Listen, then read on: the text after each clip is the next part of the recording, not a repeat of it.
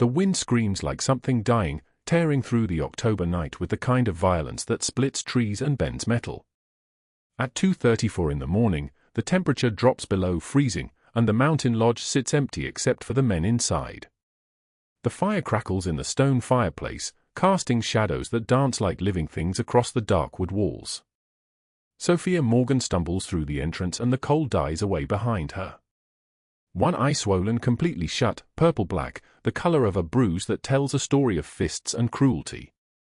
Her dark hair, wet from snow and rain, plasters to her pale cheekbones.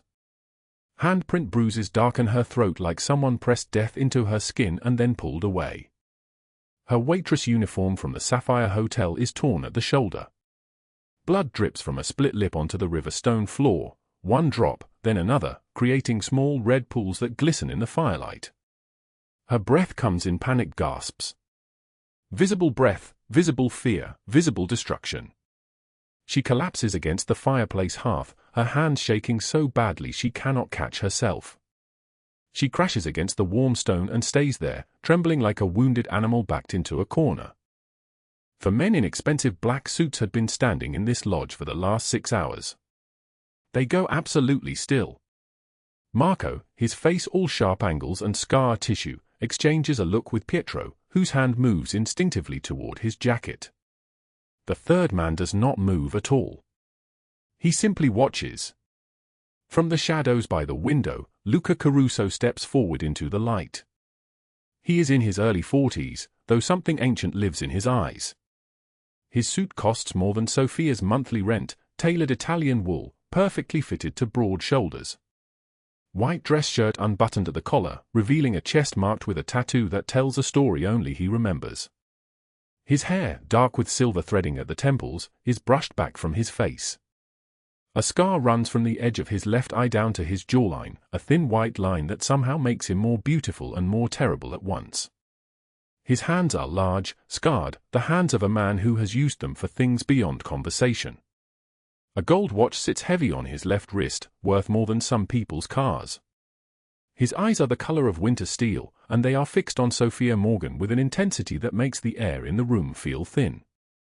He steps forward without rushing. Each movement controlled, deliberate, the way a man moves when he has learned that showing emotion is the same as showing weakness. "What happened to you?" His voice is deep and solid like an oath, like a door closing, like a decision that has already been made. He speaks in English, but the accent underneath tells you that English is not his first language, that somewhere in his childhood, Italian was spoken in dark kitchens, in back rooms, in places where money and blood were the only languages that mattered. Sofia does not answer. She cannot answer. She sits there against the fireplace, breathing like she has been running for hours, like her lungs are desperate to remember how to work. Marco moves toward her, but Luca raises his hand, and Marco stops. In 15 years of working for Luca Caruso, Marco has learned that when that hand rises, you stop. You wait. You do not ask questions. Luca walks to Sofia and kneels beside her. His expensive suit bends against the cold stone floor, and not one of the men in the room has ever seen Luca Caruso kneel for anyone. Pietro's jaw tightens. Marco's hand moves to his gun, not because he thinks Luca is in danger, but because he is confused. The world is not supposed to work like this. Powerful men do not kneel. Powerful men do not lower themselves to the ground beside broken women who bleed onto their floors. "Can you tell me your name?" Luca's voice is softer now, though still edged with something sharp, something dangerous. "Sofia," she whispers. Her voice trembles like a candle in the wind, barely there, barely audible. "Sofia Morgan." "Sofia." He says her name like he is memorizing it, like he is writing it somewhere inside himself that she cannot see. "Who did this?" She cannot answer. Her eye, the one still open, fills with tears that spill down her face and mix with blood from her lip. She tastes copper and salt and fear. Luca stands without taking his gaze from her. He does not touch her. He does not have to. Something in the way he stands, the way his jaw tightens, tells everyone in this room that Sofia Morgan has just become the most important person in Las Vegas, and anyone who did this to her has already made the worst decision of their life. He walks to the window where the snow falls in heavy, relentless sheets. Outside, the mountains are black shapes against a black sky. The wind continues its assault on the lodge, howling, demanding, tearing at the eaves. "Marco! Get me everything on the Sapphire Hotel. Every manager, every security footage from tonight. Every guest who was registered." His voice does not raise. He does not need to raise his voice. Quiet men are more dangerous than loud men. Everyone in this room has always known this. "Pietro! Call Dr. Rossini. Tell him I need him here within the hour. Tell him to bring everything he needs for injury sustained from multiple assaults. And bring clean clothes. Women's clothes. Size small. Move." The men move. They have heard that tone before, but never directed at someone like this. Never with this much care underlying the command. Sofia watches them go, watches Luca turn back to her, watches the way he kneels again beside the fireplace. This time, he brings with him a towel from somewhere behind the bar, damp with warm water. He begins to clean the blood from her face with a kind of gentleness that makes her cry harder, because no one has touched her gently in so long that she has forgotten what it feels like. "What is your address?" he asks. I have 2 children," Sofia says instead of answering. "Emma is 7. Michael is 5. They're with my neighbor, Mrs. Chen, but she has them until tomorrow morning, and I promised I would be home before they woke up. I promised." Her voice breaks on the word promised. "If I am not there, Emma will think I left her. She thinks everyone leaves." Luca's hand, the one holding the towel, stops moving for a moment. In his chest, something shifts. Something that has been locked away for 15 years, something he thought he had buried so deep it could never surface again. But it surfaces now. It surfaces when a woman who is bleeding and afraid tells him about a 7-year-old girl who thinks everyone leaves. "You will be home before they wake up," Luca says. Not a promise. A statement of fact. A guarantee. "But first, you are going to tell me what happened. And you are going to tell me who did this. Because the people who hurt you are about to learn that they have made a very serious mistake." Sofia's breath finally slows. The initial panic begins to subside, replaced by something else. Shock, maybe. Or the strange feeling that comes when someone steps into your life and suddenly the weight you have been carrying alone no longer feels impossible. But what she does not know, as she sits bleeding in front of a fireplace in a mountain lodge at 3 in the morning, is that the man kneeling beside her is not a doctor or a social worker or anyone she could have imagined meeting in 1,000 lifetimes. She does not know that Luca Caruso built an empire on fear and loyalty, that men have disappeared for speaking his name without respect, that the scar on his face came from a betrayal so deep it cost him everything. She does not know that he has spent 15 years refusing to let anyone close, refusing to let anyone see him as anything other than the thing he has become. A boss. A weapon. A man incapable of mercy. She does not know that in 3 hours, when the sun begins to rise over Las Vegas, her life will have changed so completely that she will barely recognize the person she was before tonight. And she does not know, as she tells him about Douglas Hale, about the money she does not have, about the foreclosure notice crumpled in her coat pocket with its threat of 7 days and $85,000, that Luca Caruso has already decided. The men who did this will answer to him. Douglas Hale will answer to him. And everyone who believed Sofia Morgan was nobody, that she was disposable, that she was easy to hurt, will learn a very different lesson. But first, she needs to go home to her children. Before we continue, drop a like if this story is pulling you in. Subscribe so you don't miss what happens next. And if you've ever felt invisible, felt like nobody, let us know in the comments. Now, let us go back. Let us go back to the beginning of this day, to understand how a single mother working double shifts ended up here, bleeding in a fireplace, about to meet the man who would change everything. The alarm screamed at 5:51 in the morning, The kind of sound that doesn't wake you gently but tears you violently from whatever thin sleep you manage to find. Sofia Morgan's eyes snapped open in the darkness of her bedroom, and for 3 full seconds, she did not move. She lay there in the cold October air, listening to the radiator's terrible wheeze, feeling the weight of the day already pressing down on her chest like a stone. She pulled herself up. Her feet touched the floor, the old linoleum, worn smooth in places, rough and splintered in others, and she stood, grabbing the cardigan draped over the chair, the same cardigan she had owned for 7 years, its color faded from navy to something closer to ash. The apartment was cold. The heat would not kick in for another month, when the landlord decided it was officially November, and until then, you wore layers or you shivered. Sofia wore both. She moved down the narrow hallway, past the water-stained walls and the loose baseboard that had been loose since spring. Emma's room came first. Her daughter slept curled on her side, her small hand clutching a stuffed rabbit with most of its ear missing, one leg twisted in the tangle of blankets that never seemed to stay tucked in. Sofia stepped over a stack of schoolbooks and sat on the edge of the bed, her hand finding Emma's hair, brushing it back from her forehead. "Emma. Baby, it's time." Her voice came out soft, the kind of gentle that mothers learn to make even when they are exhausted. "Come on, sweet girl. Up now." Emma made a small sound of protest, burrowing deeper into her pillow. She was 6 years old and did not understand why mornings had to exist. Sofia bent down and kissed the top of her head, breathing in the smell of her daughter's sleep, something warm and pure and uncomplicated by the cruelty of the world. For a moment, Sofia let herself stay there. But moments were luxuries she could not afford. Jacob's room was smaller, barely more than a closet, with a twin bed wedged against the wall and a plastic storage unit that held everything he owned.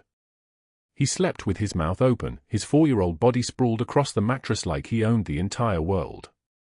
Sofia woke him with a tickle against his ribs, and he erupted into immediate, full-volume laughter that made her heart break and mend in the same instant. "Mama! Mama, the sun is not even awake yet." "Neither are you, but here we are." She pulled him into her arms, and he wrapped around her neck like she was the only solid thing in a spinning universe. "Come on, buddy. We have to get ready.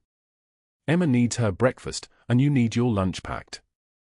By 6:15, both children were dressed in the clothes she had laid out the night before, Emma in a purple sweater that had belonged to a neighbor's daughter 2 years ago, Jacob in jeans with a careful patch on one knee that Sofia had stitched herself, her needlework precise and nearly invisible. She had brushed Emma's hair into braids and tied them with string because the hair ties from the dollar store had all snapped, and buying new ones was not in the budget this week. This month. This year.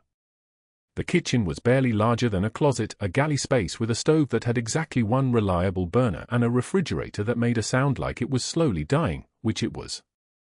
Sofia opened the cupboard and pulled down the oatmeal box. Not the name brand. The generic kind, the one with the plain white label, that cost 98 cents and tasted vaguely of cardboard, but it was filling and it was cheap and it would keep both children full until their school lunches. She set 2 bowls on the counter and poured dry oats into each one, then added water from the kettle she had filled from the tap. While the oats softened, she turned her attention to the counter where a small pile of coins sat in an old ceramic dish, a gift from Emma's first-grade teacher the year before. Sofia counted them methodically, arranging the quarters in one line, dimes in another, nickels and pennies in their own rows. $3.47. This was for Emma's school supplies. The teacher had sent home a list 2 weeks ago, colored pencils, a new composition notebook, glue stick, index cards, folders. Each item had a price next to it, and together they added up to just over $20. Sofia had paid what she could, the composition notebook and a single folder, and then the money had run out. She'd written a note on the back of the request form, "Will pay remainder when able." She had not written what she really felt, which was shame so thick it made it hard to swallow. The oatmeal was ready. Sofia divided it between the 2 bowls and set them on the small table that dominated the kitchen, their 3 chairs arranged around it like they were a normal family having a normal breakfast.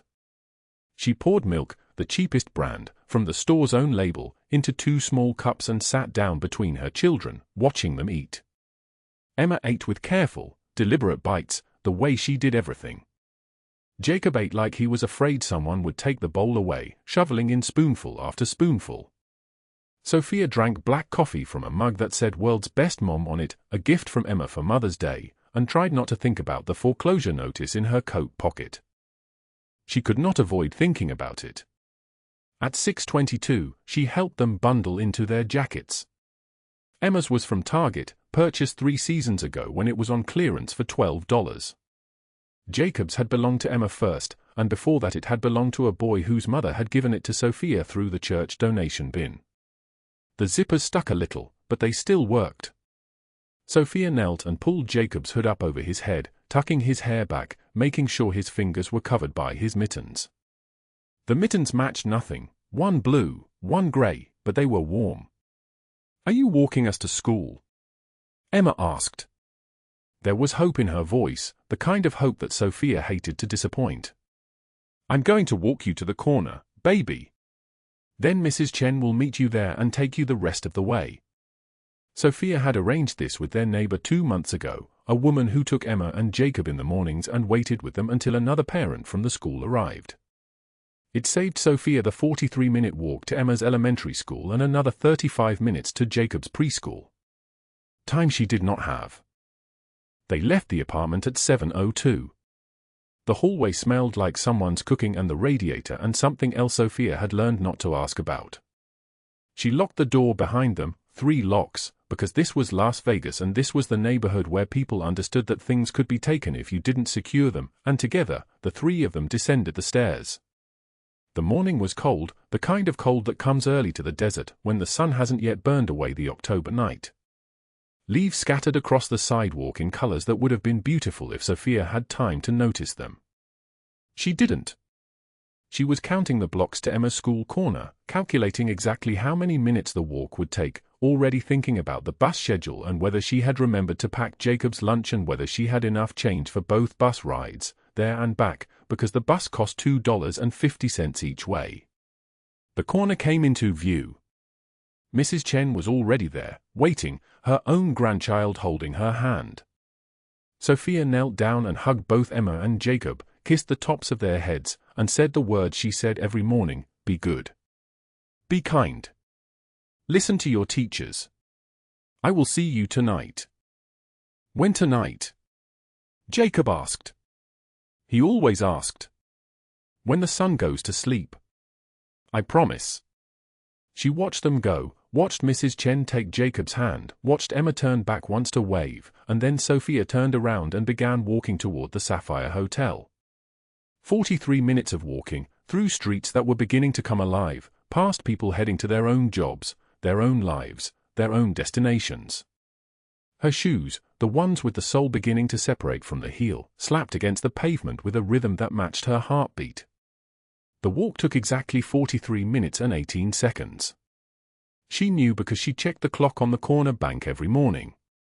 By 8:15, she was at the employee entrance of the Sapphire, punching in for a shift that would last until 11 p.m., with a 2-hour break in the afternoon if she was lucky. The break room smelled like old coffee and someone's forgotten lunch from 3 days ago. Sophia hung her coat on a hook, the same hook she used every day, and pulled her hair back into a ponytail. The uniform, black pants, white blouse, black apron, hung in her employee locker. She had 2 of them, and she washed them every night by hand because the laundromat cost $6 per load, and she used that money for bus fare instead. Her shift began on the lobby level, where the hotel served breakfast and where the worst of the guests came. People with hangovers and bad tempers and the kind of entitlement that comes from having enough money to stay in hotels. Sophia moved between tables with the kind of invisible efficiency she had developed over 5 years: smile, pour coffee, take orders, deliver food, clear plates, smile again. The smile never reached her eyes. She'd learned that smiling too much made the men feel welcome to touch, to comment, to treat her like a piece of furniture that happened to speak. At 11:23, Douglas Hale found her in the supply closet. She was restocking napkins, her hands moving in the mechanical way of someone who had done this 10,000 times, when the door opened and closed behind her. Douglas Hale was the assistant manager, which meant he had a title and a khaki-colored shirt with his name embroidered on it and the absolute certainty that everyone below him existed for his convenience. He was 43 years old, with slick back hair that he kept in place with something that made him smell like coconut and artificial fruit. He had small eyes that moved over people the way a predator's eyes moved. Sofia. He said her name like it was something distasteful. You were 3 minutes late clocking in this morning. Sofia did not turn around. She continued arranging napkins. I was not. I clocked in at 8:15.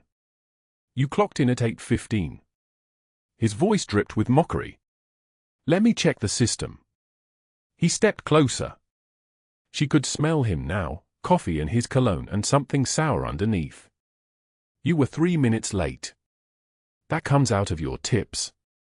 He reached past her and withdrew a $20 bill from the apron pocket where she kept her tips. She had received exactly 3 tips that morning, each one smaller than the last, and he was taking 40% of them because of 3 minutes that she was not even late. That's not fair.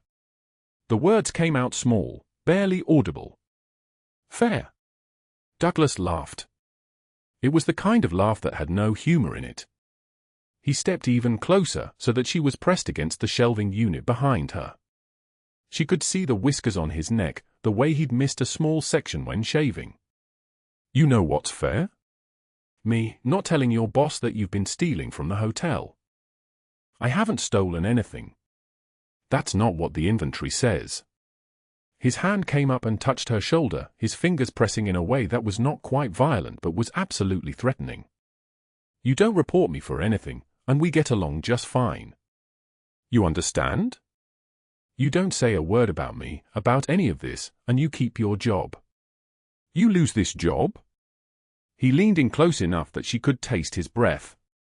Try finding another one with 2 kids and no car. Try explaining to them where your last paycheck went. Try explaining that to your landlord. Sofia stared at the napkins in her hands. She did not move. She did not speak. Do you understand me, Sofia? Yes. Her voice was barely a whisper. I understand. He stayed there for 3 more seconds, long enough for her to understand that he could stay longer if he wanted to, that he could do anything he wanted in this closet and no one would hear her, and then he stepped back. He adjusted his shirt and left, closing the door behind him with a quiet click. Sofia's hand shook so badly that she dropped the napkins. The rest of her shift passed in a blur of movement. She walked between tables, poured coffee, delivered plates of eggs and bacon and toast to people who did not acknowledge her existence except to complain about the temperature of the food or the slowness of the service. At 2:44 p.m., she took her break, purchased a cup of black coffee for $1.50 from the employee discount and sat in the break room, not eating, not doing anything except staring at the wall. At 11:05 p.m., her shift ended. She clocked out and walked the 43 minutes home in the dark, her coat pulled tight, her phone in her hand in case she needed to call for help. No one called. No one ever called. She picked up Emma and Jacob from the overnight sitter, Mrs. Chen, again, who charged $5 a night and would do it free if she could afford to, which she could not, and the 3 of them took the last bus home. The apartment was dark when they arrived. Sofia helped both children undress, brush their teeth with the dollar store toothpaste, and get into their beds. She read them a story from the library, a book she had borrowed for free, about a rabbit who was loved despite being plain and ordinary and different from all the other rabbits. Mama. Emma's voice was small in the dark. Will the rabbit be okay? Yes, baby. The rabbit will be okay. By 12:33 a.m., both children were asleep. Sofia hung up her work clothes and put on the oversized t-shirt she slept in, one that had belonged to someone else once, someone whose name was printed on the back in letters that had mostly faded. She did not eat. She was not hungry. Instead, she sat at the kitchen table and opened her mailbox, the one she kept beside the stove. There was only one piece of mail. It was official-looking, from a company called Strategic Collections and Management, with her address typed precisely and her name spelled correctly. She opened it with shaking hands. The letter was from her landlord, transmitted through the collection agency, and it said the same thing it had said 3 months ago. She owed $85,000 in back rent and property damages and fees. She had 7 days to pay it before eviction proceedings began. 7 days. Sophia pulled out her change purse. She counted the bills: 150, 2 20s, 110, 5 ones. $78. This was everything she had not yet spent on food or bus fare or the phone bill that would arrive tomorrow. $85,000. $78. She sat at the kitchen table in the dark, the foreclosure notice in one hand and her $78 in the other, and she did not cry. Her tears had dried up somewhere on a Greyhound bus 3 years ago, when the courts had signed the final custody papers, when she understood that this was her life now, this apartment, this job, this endless arithmetic of impossible numbers. She folded the foreclosure notice and put it in her coat pocket. Outside, the October wind moved through the streets like something alive and hungry, carrying with it the smell of rain coming, the kind of storm that might arrive tonight or tomorrow or not at all. Sophia did not know that in less than 6 hours, everything would change. She did not know that the foreclosure notice in her coat pocket would become irrelevant, swallowed by events so much larger than money. She did not know that the rain would come at dawn, and that in the rain a man would emerge who would change the trajectory of her entire life. She knew only this: $78. 7 days. 2 children asleep in the next room who depended on her to save them. 3 days later, Sophia stood in the kitchen of the Blackstone Mountain Lodge, her hands submerged in scalding water that turned her skin red and raw. The lodge sat high in the mountains, 2 hours north of Las Vegas, and the October sky had turned the color of bruises, purple and gray and sick. The blizzard had come without warning. By 6 o'clock in the evening, the wind was throwing snow against the windows like it had a personal grudge. The fireplace in the great room roared, but even that could not push back the cold creeping through the stone walls. Sophia wore a black uniform that had cost her $42 at a second-hand shop 3 months ago. It was already fraying at the cuffs. Douglas Hale had forced her to work this weekend event, a corporate retreat for high rollers and men whose names appeared in the financial news. She had wanted to stay home with Emma, who was running a fever and had asked in that small voice children use when they are afraid, "Will you be here when I wake up, Mommy?" Sophia had held her and lied, "Yes, baby. I will be home by morning." She had been gone for 11 hours already. The kitchen was humid and loud with the sound of pots clanging, knives hitting cutting boards, and the shouting of the head chef. Sophia's job was simple: wash the dishes, stay invisible, take whatever verbal abuse came her way without flinching. She had become very good at being invisible. Invisibility was a survival skill she had perfected over 2 years of working at the Sapphire Hotel. You could not be fired if no one remembered you were there. At 6:34 in the evening, she heard shouting from the main corridor. It was not the normal shouting of drunk men celebrating. This was different. This was the sound of someone being hurt. Sophia froze, her hand still in the water. The head chef did not look up from his work. Nobody stopped. This was the first rule of hotels: you did not hear anything. You did not see anything. You kept your head down and your mouth shut. Sophia pulled her hands from the water anyway. The hallway outside the kitchen was carpeted in deep blue, lit by electric sconces shaped like antique candles. 3 men in tactical gear stood near the guest elevators.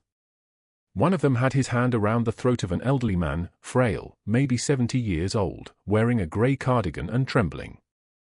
The old man was gasping, trying to speak, his lips moving soundlessly. "Please," he whispered. "I just need my medication. Room for 12. It is in the safe." The man holding him laughed. It was a sound like gravel in a blender. "You hear that, boys? This old bastard thinks he can just shuffle around wherever he wants." Another man pushed the elderly guest against the wall. His forehead cracked against the stone. There was blood. Sophia's body moved before her mind caught up with it. She stepped forward, her voice steady even though her hands were shaking. "Leave him alone. He is just trying to get his medicine."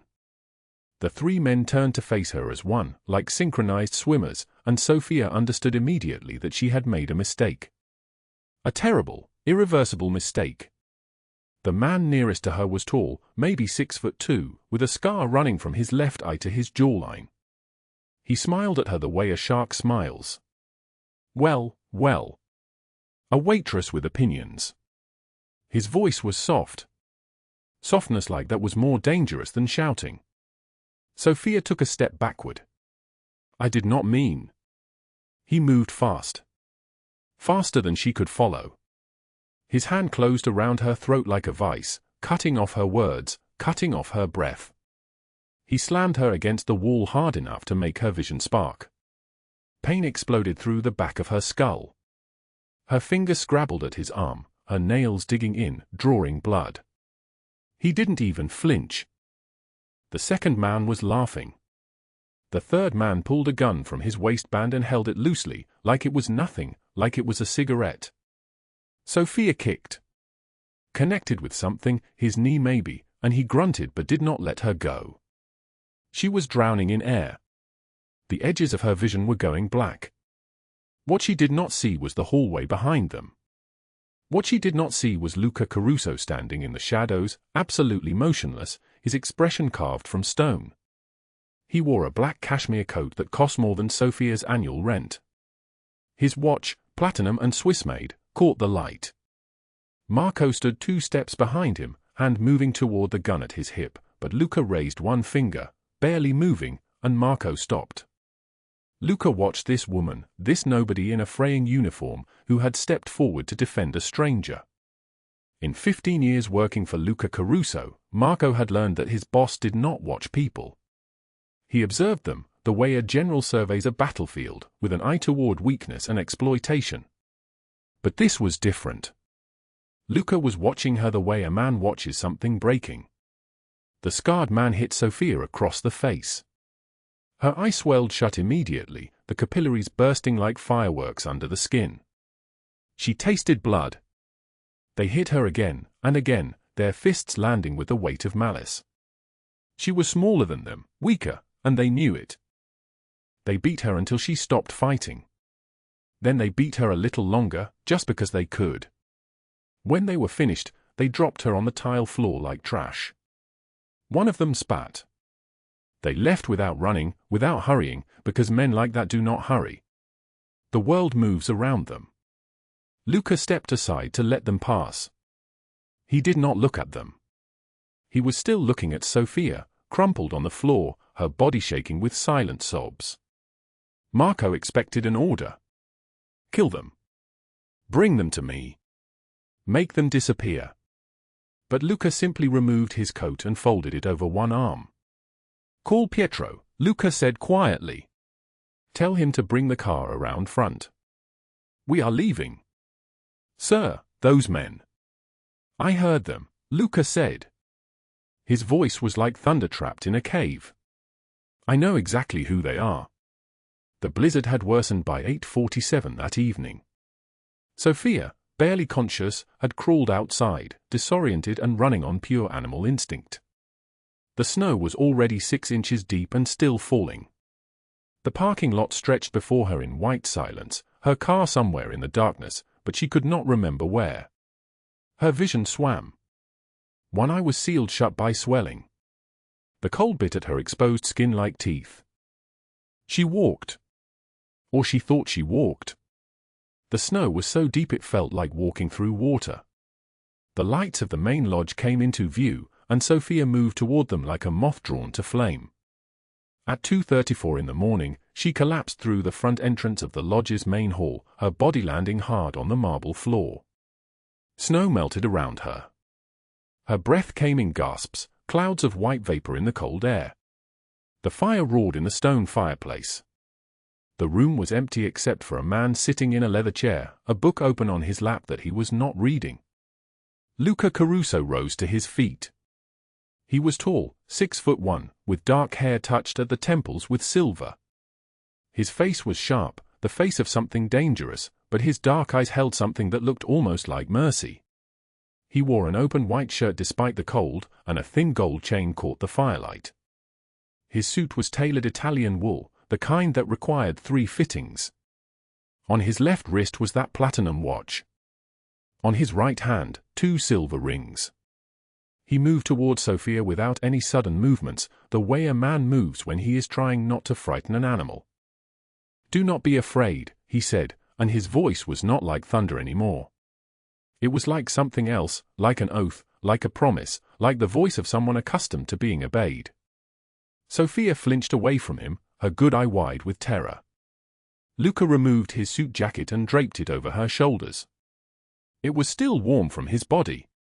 She immediately began to shiver harder, as if her body was only now registering that it was allowed to feel the cold. "Who did this to you?" Luca asked. Sofia's lips moved but made no sound. In the next moment, Marco and Pietro appeared from the shadows where they had been standing all along, where they always stood, 2 steps behind their boss. When they saw Sofia's face, the bruises already darkening into purple, the blood on her split lip, they exchanged a look. Neither had seen that look on Luca's face before. "Get the first aid kit," Luca said to Marco, who moved immediately. To Pietro, "Bring blankets from the back room. And tea. Something warm." They were gone before the second syllable of his instructions landed. Luca knelt beside Sofia by the fireplace. The flames cast dancing shadows across his face. Up close, she could see the scar more clearly. It ran from his eye to his jaw, white and clean, the work of a surgeon and not a street fight.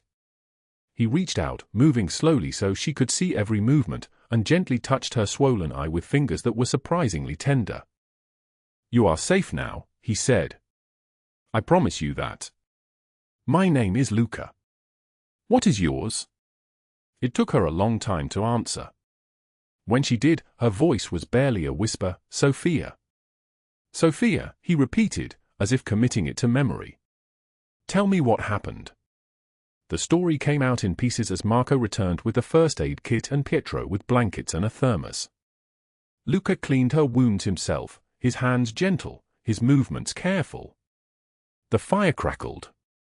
The wind howled against the windows like something wild and caged. Outside, the blizzard raged, trapping them in this moment, in this room, in a bubble where the rest of the world could not reach them. "Why are you helping me?" Sofia asked at one point, her voice small. "I am nobody." Luca's jaw tightened. He did not answer immediately. Instead, he finished cleaning the blood from her lip and set the gauze aside. "Because the people who did this believed you were nobody," he said finally. "And that belief needs to be corrected." Over the next 12 hours, as the blizzard continued its assault on the lodge, Sofia told him everything. The words came out like something breaking, unstoppable. She told him about Emma and Marco. Yes, her son was also named Marco, a coincidence that made the lieutenant look away for a moment, and about counting pennies for crayons, about the double shifts at the Sapphire Hotel, about Douglas Hale. "He steals my tips," she said, and there was something brittle in her voice, something that had been holding together for a very long time and was now beginning to crack. "He touches me when I am carrying trays.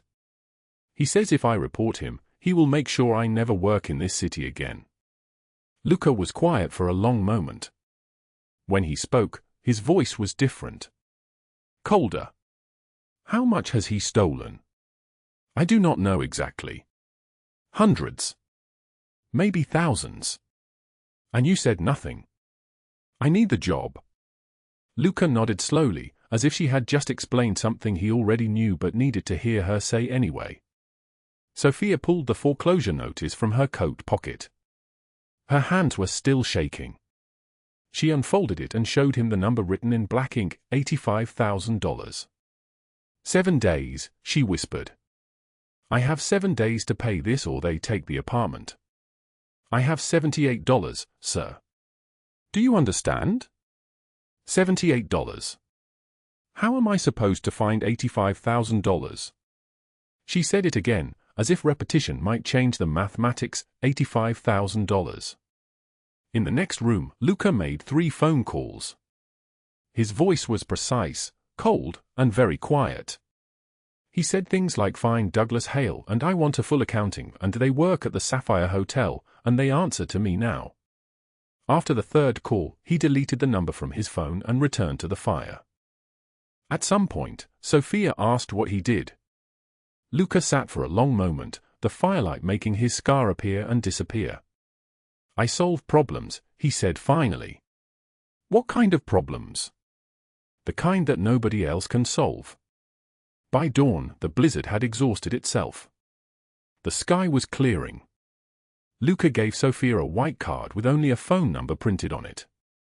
If you need anything, he said, call this number. She did not understand what that meant. She put it in her pocket anyway, next to the foreclosure notice that had not changed, the numbers still the same, still impossible. The October wind cut through the empty street like a blade wrapped in ice. Sofia Morgan sat on the concrete steps of her apartment building, her body folded in on itself, shoulders curved inward as if she could make herself smaller, invisible, untouchable. The foreclosure notice lay across her lap, the number printed in black ink burning into her vision like a brand, $85,000. 7 days. She had 4 days left now. The city lights blurred through her tears. Behind her, through the thin walls of the apartment, she could hear Emma coughing. Not the small cough of a child with a cold. The wet, rattling cough that came from her chest, the one that had started 2 weeks ago and would not stop. Jacob's small voice was asking her if she needed water. Emma answering no, her voice small and frightened, the way children sound when they are trying not to worry the people they love. Sofia reached into her jacket pocket and pulled out her wallet. She already knew what was inside. She counted anyway. The habit of counting, the ritual of it, had become as necessary as breathing. $78. 1 $5 bill, 3 20s, and 8 1s. That was everything. That was all of it. For days earlier, Douglas Hale had found her in the hotel storage room. The fluorescent lights hummed overhead, casting everything in a sickly white glow. He had cornered her between the shelves of linens, his face red with anger, his breath smelling of whiskey even though it was only 3 in the afternoon. You've got 3 days to pay, he had said, his voice low and vicious. The full amount. And I want my cut too. Another $5,000 for keeping quiet about your little vacation up in the mountains. Your little disappearing act. I don't have $5,000, Sofia had whispered. Then you better find it. He stepped closer. She could see the sweat on his forehead, the way his hands were clenched into fists. Or I'll tell your landlord exactly what kind of woman you are. How you sleep around. How you're a safety risk for the other tenants. How you're not fit to be around children. He had left her there among the folded sheets and pillowcases, her entire body shaking. That evening, Margaret Harrington had come to the hotel. She was hosting a private dinner in the main dining room, and Sofia had been assigned to serve.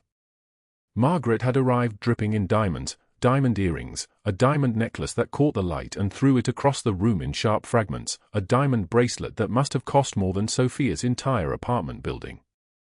Her dress was the color of fresh blood, and her eyes were the color of ice. Sofia had approached her table with a tray of champagne flutes. Margaret had looked up at her with an expression of such pure contempt that it had taken Sofia's breath away. Still here? Margaret had said, loud enough for the other guests to hear. I thought the gutter would have reclaimed its own by now. How do you live with yourself, serving people like us when you're barely above vermin? The other guests had exchanged uncomfortable glances, but no one had said anything. No one had defended her. No one had told Margaret that what she had said was cruel, that it was wrong, that it was the kind of cruelty that left invisible scars. Sofia had set down the tray and walked away. Her hands had been shaking so badly that she had spilled champagne on herself, and no one had noticed. She was not the kind of person people noticed, except to judge her, except to find her lacking. Now, sitting on the apartment steps with the foreclosure notice in her lap and $78 in her pocket, Sofia Morgan felt something shift inside her chest. It was not hope. Hope was a luxury she could not afford. But it was something. A small, hard thing, like a stone. She thought about calling the number on Luca's card. She had kept it in her pocket since he had given it to her, the white card with only the phone number printed in black ink. She had pulled it out dozens of times and then put it back. Why would a man like that actually help her? He was not her family. He was not her friend. He was someone who had helped her once because she had stood up for an elderly guest, because she had been brave or stupid or both. That was not the same as saying he would continue to help her. She was nobody. A waitress. Trash, like Margaret had said. The kind of person that people like Douglas and Margaret could dismiss without thinking twice. Then Emma called out from inside the apartment. "Mama." Her voice was small and frightened, the voice of a child trying not to cry. "Mama, are you there?" Sofia stood up. She stood up and she did not sit back down. She pulled Luca's card from her pocket. Her hand was shaking as she pulled out her phone and dialed the number. It rang once. Twice. On the third ring, he answered. "I was waiting," Luca said. His voice was like thunder, deep and solid like an oath. "I need your help," Sofia said. "I don't know how to ask. I don't know what I'm asking for. But I need your help." There was a silence on the other end of the line. Then Luca said, "Tell me everything." The next morning, at exactly 6:56 a.m., 12 men in black tactical gear moved through the Sapphire Hotel like ghosts. Their footsteps made no sound. They moved with the precision of men who had done this before, who understood violence not as chaos but as choreography. Luca Caruso walked through the front entrance 30 seconds after they did. He wore a suit that had been tailored to fit his broad shoulders perfectly, a suit that cost more than Sofia's entire year of rent. Marco and Pietro walked 3 steps behind him, flanking him like sentries. The morning light caught the gold watch on Luca's wrist, the one that gleamed like a small sun against his skin. They found Douglas Hale in his office. He was sitting at his desk, counting money. Actual money, stolen tip money that he had been keeping in a locked drawer. When he looked up and saw Luca Caruso standing in his doorway, his face went the color of old paper. "Mr. Caruso," Douglas stammered. I wasn't. "You put your hands on someone under my protection," Luca said. His voice was ice. It was the voice of a man who had ended people's lives with fewer words than these. "You stole from her. You threatened her. You made her afraid to come to work." Douglas stood up so quickly that his chair fell backward. "Please. I'll leave town. I'll disappear. I won't come back. I swear to you, I won't." Luca nodded to Marco without looking at him. 3 men in black grabbed Douglas by the arms. He screamed. He actually screamed, a sound of pure animal terror that echoed down the hallway and seemed to bounce off every wall. "Please. Please. I have a family. Please." But they were already dragging him away, and his screams grew fainter and fainter until there was nothing left but silence and the memory of sound. Douglas Hale was never seen in Las Vegas again. At 8:23 a.m., Luca's men surrounded Margaret Harrington's mansion. It was a sprawling estate in the hills, the kind of house that had been built on old money and maintained by stolen wealth. Margaret was inside, hosting a charity brunch. The guest list read like a registry of Las Vegas power, wealthy women in pearls, men in expensive suits, the kind of people who donated to causes to ease their consciences while their consciences remained fundamentally uneased. The front door opened without warning. Luca walked in, and every conversation in the room stopped. The silence was immediate and complete. Margaret stood up from her chair, her diamonds catching the light, her face showing confusion and then anger and then, finally, fear. "Margaret Harrington," Luca said. His voice carried to every corner of the room. "The FBI is very interested in your offshore accounts. Tax evasion. Money laundering. Human trafficking. Shall I continue?" Margaret's face drained of color. Federal agents poured in through every entrance, doors that had been locked were now open, windows that had been sealed were now transparent. They moved with purpose and authority. Cameras flashed. Margaret tried to run, but there was nowhere to run to. Her hands were pulled behind her back. Handcuffs clicked shut with a sound like fate. "You can't do this." "Do you know who I am?" "My lawyers will." But she was already being dragged from the room, her screams of protest mixing with the whispers of her former friends, people who had eaten at her table and laughed at her jokes and were now pretending they had never known her at all. Within 4 hours, the news had spread. Within 8 hours, 5 million people had seen the footage on their phones. Within 24 hours, every news outlet in the country had reported the story: wealthy hotel owner Margaret Harrington, arrested for a sprawling financial crime network that stretched back 15 years. The scope of it was staggering. Frozen accounts. Seized assets. 40 years in federal prison, the kind of sentence that meant she would leave prison in a body bag if she left at all. Douglas Hale's disappearance became a separate story in its own right. The police found his apartment cleaned out, his bank account emptied, no forwarding address, no goodbye note. He was added to a database of missing persons in Nevada, and slowly, people stopped asking questions. He became a ghost story told in hotel hallways late at night, the manager who vanished, the man who fell into the wrong kind of trouble. The Moretti's family, a rival criminal organization that had been waiting for exactly this kind of opportunity, claimed credit for his disappearance in whispered conversations in Italian restaurants. It was the kind of credit that was never official, never documented, but universally understood. Sofia Morgan learned what had happened by reading the news on her phone. She saw Margaret's face being dragged from her mansion, her diamonds catching the camera flash one last time. She saw the federal agents. She saw the frozen accounts listed in the articles, millions of dollars seized. She saw the sentence, 40 years. She did not call Luca to thank him. She did not have to. He had made his choice when he gave her his phone number. He had made his choice when he had listened to her story by the fire, when he had learned that she needed $85,000, when he had seen the foreclosure notice with her hand shaking as she held it. What Luca had not told her, what he had never spoken aloud, was that he had already decided. He had decided the moment he learned her name. The debt was erased. The foreclosure notice became a piece of paper. The $85,000 that had seemed like an impossible mountain became nothing at all, a problem solved by a single phone call, by a man whose word carried weight that money could never carry. 3 days later, Sofia did not lose her apartment. The bank sent a letter explaining that a third party had settled the debt in full. No explanation. No name. Just a statement of facts that made no sense to anyone but Sofia. She kept the letter in her pocket, next to the foreclosure notice that no longer mattered, next to the memory of sitting on apartment steps in the cold October wind, feeling like nobody, feeling like trash. But she was not trash.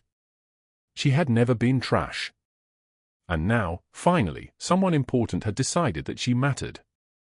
1 year later, the October wind cuts through the Las Vegas streets with the same bitter edge it carried the year before, but Sofia Morgan no longer flinches at its touch. The foreclosure notice that once lived in her pocket has been framed in her office, a monument to a life she almost lost, a reminder of the $78 that were all she had. The $85,000 debt that seemed like an impossible mountain has become nothing more than a story she tells when business partners ask how she started. The bank's letter explaining that a third party had settled everything arrived on a Tuesday morning in October. No name. No explanation. Just facts on official letterhead. Sofia knew. She had always known. The transformation happened slowly, then all at once. By November, Emma was enrolled in private school. The scholarship covered most of it, but Sofia's hands trembled when she signed the documents, still not quite believing this was real. By January, Jacob had shoes without holes in the soles. He wore them to his soccer practice, kicking the ball with the kind of joy that only children can muster, unburdened by the weight of impossible debt. Sofia watched from the sideline, and something inside her chest that had been clenched tight for years finally loosened. The catering business idea started as a whisper during those snow-locked nights at the mountain lodge. She had mentioned it once, almost carelessly, while sitting by the fire. How she loved to cook, How she had won a restaurant competition once in high school before her mother got sick, before everything fell apart. Luca had simply listened. He never said he would help. He never promised anything at all. But 3 weeks after the foreclosure notice became meaningless, a man in a charcoal suit appeared at her apartment door. His name was Marcus Chen, and he was an investor. He had a business plan already drawn up, her name on the letterhead, her recipes, her vision. He had funding available. He had connections. He had questions about growth projections and profit margins, and Sofia answered them with the kind of clarity that comes from having nothing left to lose. By spring, Sofia's kitchen had a small storefront in a neighborhood that was neither wealthy nor desperate, but alive with possibility. The counter was pale marble that she polished every morning. The kitchen behind it was stainless steel and professional-grade equipment that caught the light like silver. She hired 3 employees, young people hungry for experience, people who reminded her of herself before life had ground her down. She trained them carefully, teaching them that every plate that left her kitchen carried a piece of her hope. Marco and Pietro appeared sometimes, standing on the sidewalk outside the restaurant, watching. They never entered. They never ordered anything. They simply stood there in their dark suits, immovable as stone, making certain that no one who remembered Douglas Hale or Margaret Harrington came anywhere near her. Sofia pretended not to notice them. She understood what they were: insurance policies wearing human forms. Luca's insurance. His way of saying without words, "You are protected now. You matter now." The city changed around her as autumn circled back. The heat that had defined summer released its grip. The trees released their leaves like prayers scattering on the wind. Sofia moved her family to a safe neighborhood in October, exactly 1 year after the blizzard that had changed everything. The apartment had a bedroom for Emma, a bedroom for Jacob, and a small room that Sofia turned into an office. She hung a framed photograph of the foreclosure notice on the wall behind her desk, not as a wound, but as proof that some chains can be broken. On October 23rd, exactly 1 year after she had stood in the mountain lodge with handprint bruises darkening her throat, Sofia received an invitation. The paper was cream-colored and heavy in her hands. Her name was written in elegant script. An event at a downtown penthouse. 7:34 in the evening. Dress code, business professional. No name signed at the bottom, but she knew.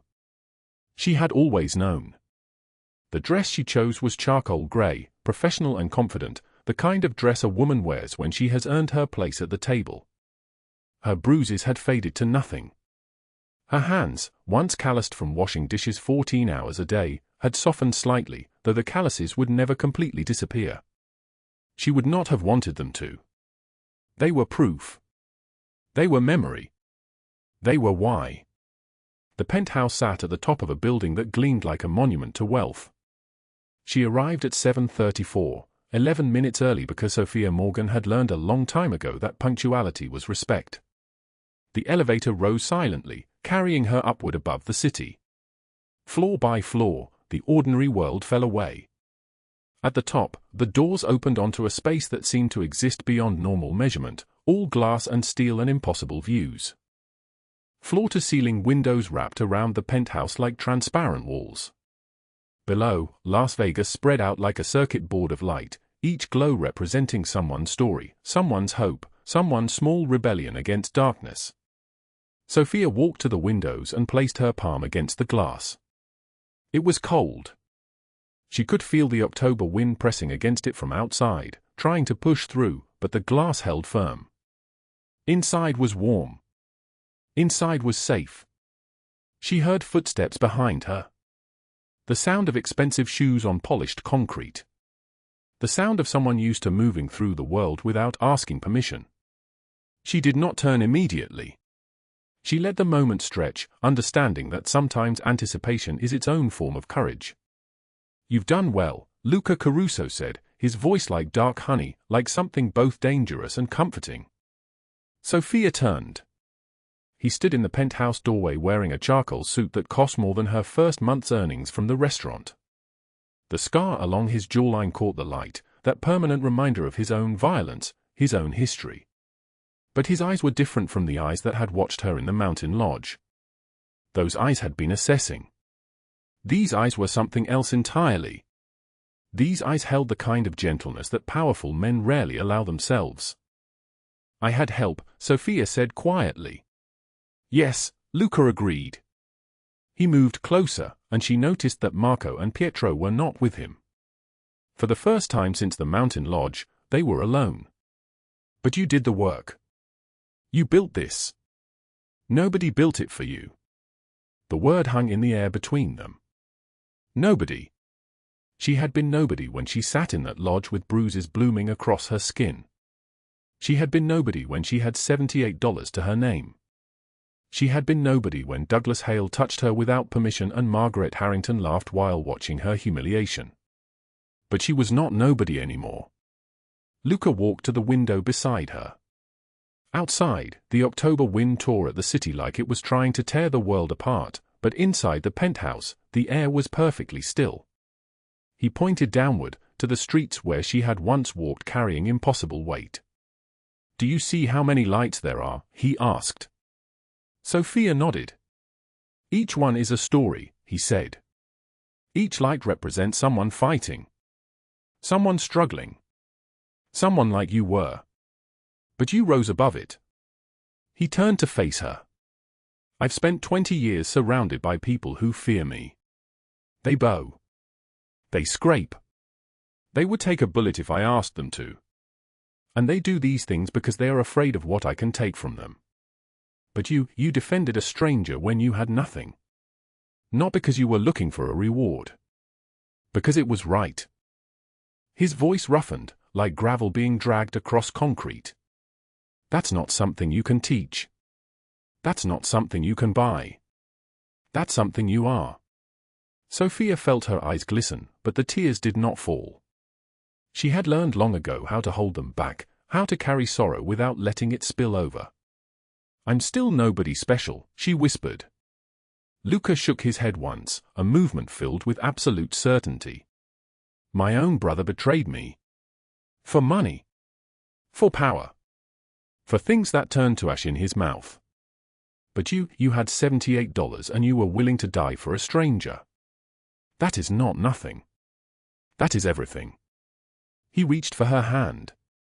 His touch was careful, as if she might shatter like glass. His fingers were warm, and she noticed for the first time that he wore no rings, no jewelry, nothing but the weight of who he was. A man built on choices.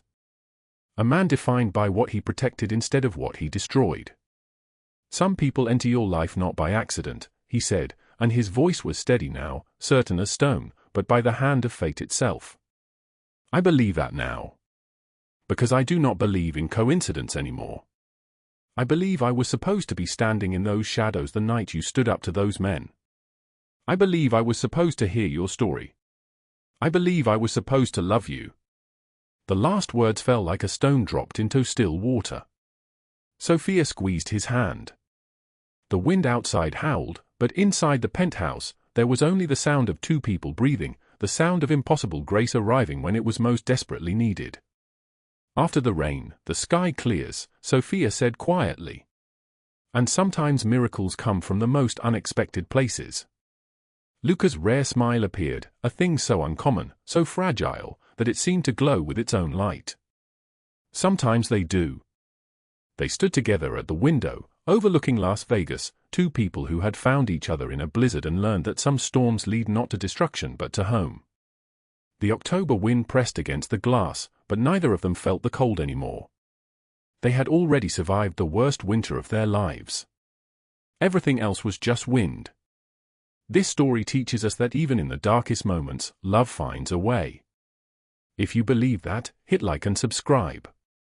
Leave a comment and tell us how this story made you feel. Thank you for staying with us until the very end.